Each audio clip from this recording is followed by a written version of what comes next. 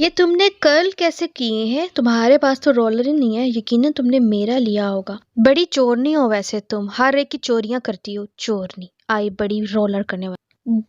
जी नहीं, मुझे क्या ज़रूरत है तुम्हारी चीज़ें लेने की। मैं तो वैसे ही इतनी हसीन हूँ। मैंने सुकून से कर्ल किए हैं और हो जाते हैं। टैलेंट होना चाहिए, टेक्निक्स पता होनी चाहिए तुम्हारी तरह। एक तो चोरी करती हो और दूसरा अकड़ दिखाती हो और टैलेंट का बताती हो। मैं तुम्हारी चीजें अब छेड़ूंगी, तुम देखना जरा। तुम कॉलेज जाओगी ना, पीछे से मैं तुम्हारी सारी चीजें यूज करूंगी। मैं करती रहना चोरी। मैंने कौन सी सामान सारा सबके सामने रखा होता है। मैं तो अलमारी में लॉक करके जाती हूँ क्योंकि तुम जैसे लोग हर जगह मौजूद होते हैं। और वैसे भी तुमने कौन सा रोलर लगा के खूबसूरत लगना है। इतनी अजीब सी तुम्हारी शक्ल है, बिल्कुल फीनियों की तरह। आई बड़ी ओ बड़ी हसीना, तो देखो दफा हो जा। चुड़ैल चुड़ैल चुड़ैल, कमीनी चुड़ैल, कमीनी चुड़ैल। मैं सारे घर वालों को बताऊंगी ये छुप छुप कर रात को बातें कर रही होती है। अब तेरे सारे राज मैं खोल दूंगी। तू होती कौन है मुझे भी नहीं कहने वाली, कमीनी औरत। आज तो तुम्हारे सारे राज खोल के ही रहूंगी। कोई एहसास नाम की चीज है आप दोनों के अंदर? इतना शोर आप लोगों के कमरे से आ रहा होता है। आप ही, मैंने कुछ नहीं किया। ये अस्का शरारतें करती है। मैंने उसका रोलर ले लिया था और उसको पता चल गया।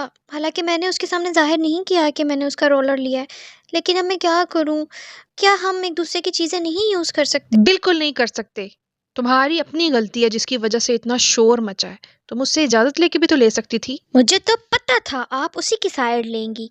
नहीं लेनी मैंने इजाज़त। और वैसे भी आप मुझे क्यों नहीं ये चीज़ें लेकर देती? मामा क्यों नहीं लेके देती? यूनिवर्सिटी में हर लड़की के ठीक पास। है, तुम जब मुझसे बदजुबानी कर रही हो तो मैं मामा को सारी बात जाके बता देती हूँ। खुद ही पिटाई होगी तुम्हारी। मेरा नहीं, आप मामा को ना बताइएगा। मैं कुछ कर लेती हूँ, मैं इजाज़त ले लेती हूँ, मैं उसे मना लेती हूँ।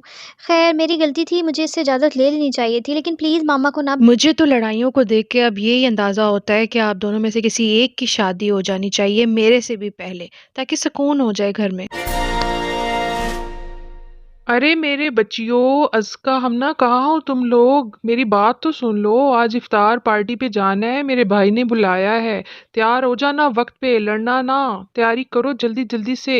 बहुत कम टाइम है, 4:30 हो चुके हैं। वॉशरूम में तो कपड़े पहले मैं लटका कर गई हूँ और मैं बाहर मोटर चलाने के लिए गई थी और तुमने पीछे से आकर नहाने की तैयारी पकड़ ली। तुम फिर ये वाली बदतमीजी करने लगी हो। तुम्हारी आज मैंने शिकायत अम्मी से कर देनी है। मैं बहुत तंग आ चुकी हूँ। तुम्हें कोई सलीका नहीं है। वाह वाह वाह वाह! ये वाली धमकियाँ आप किसी और को जाकर अब दें।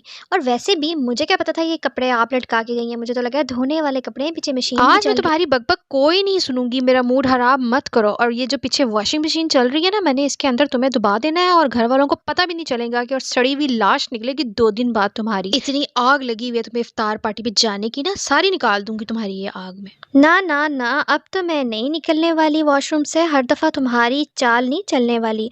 और वैसे भी तुम कोजी लगोगी, प्यारी तो मैं लगूंगी। हा। तुम जितनी मर्जी तैयारी कर लो, जितनी बार भी नहा लो, लगना तुमने फिर भी बिलबतौड़ी की तरह फीनी ही है। इसलिए बेहतर यही है कि तुम ना ही तैयारी करो। दफा हो जा कुत्ती औरत। मामा, मैं बर्दाश्त नहीं कर सकती इसको। इसको निकाले वॉशरूम से। पहले मैं आई थी नहाने के लिए, अब ये आके ड्रामाबाजियां कर रही है और बार बार मुझे फीनी कहती है।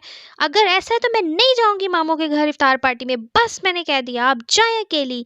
और जवाब देते रहे सबको कि मैं क्यों नहीं आई। मैं नहीं रहूंगी इसके साथ। अब मेरे लिए कमरा शेयर करना मुश्किल हो गया और ये वॉशरूम में भी टपक पड़ी है। आप दफा हो।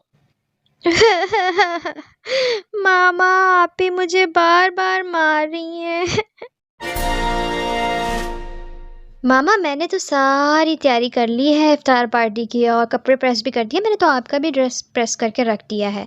बस मेकअप लाइट सा करूँगी। आप ही ने सब बता दिया। तुम लोगों को लेके कौन जा रहा है? मैं तो तुम दोनों की लड़ाइयों से बहुत तंग हूँ। तुम दोनों बस घर रहोगी। इस किरदार को तो कत्ल कर देना चाहिए। जो लोग घर में फसाद डालते हैं उनको मार देना चाहिए, तबाह कर देना चाहिए। ड्रामे में ऐसा होना चाहिए। अपनी बकबक बंद करो। ड्रामे के बहाने मुझे मत सुनाओ। तुम्हारी वजह से इफ्तार पार्टी पे नहीं जा सकी। तुमने शोर डाला। तुम्हारे कौन मुंह लगता है? तुम्हारे मुंह तो मैं लगना ही नहीं चाहती। खैर, मैं तो ड्रामे के कैरेक्टर पे तज्जिया कर रही हूँ। जुबान संभाल के। दफा हो। पूरी फसादन। मैंने बुलाया था तुम्हें, एक बात करनी थी कि तुम पैकिंग जरा कर दो। हमना को मैं हॉस्टल छोड़कर आ रही हूँ, आज से वो हॉस्टल ही रहेगी। अम्मी ये बहुत अच्छा फैसला है आपका। हॉस्टल ज़बरदस्त। दोनों में से एक का जाना बहुत ज़रूरी था ताकि घर का माहौल थोड़ा बेहतर हो जाए। अब उसने तो बीएस कंप्लीट कर लिया है, हमना का तो अभी स्टार्ट है। हॉस्टल में रहेगी, आराम से पढ़ेगी, छुट्टी के टाइम मतलब वीकेंड पे घर आ जाए, मिल ले। लेकिन ये है कि क्या सुकून क्या रहे। क्या आप लोग हॉस्टल भेज रहे हो हमना को?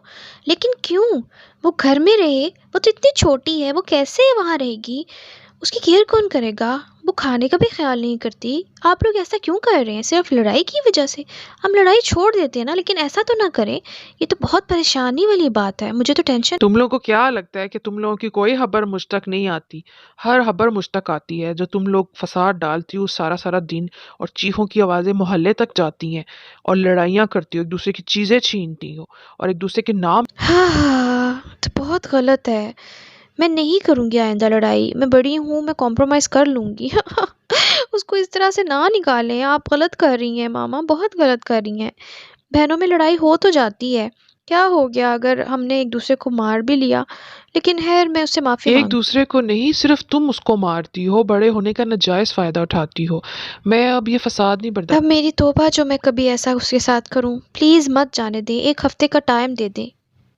वाओ! अम्मी आपका तो प्लान बहुत कामयाब हुआ। कैसे हम ना माफ़ियाँ माँगना शुरू हो गई।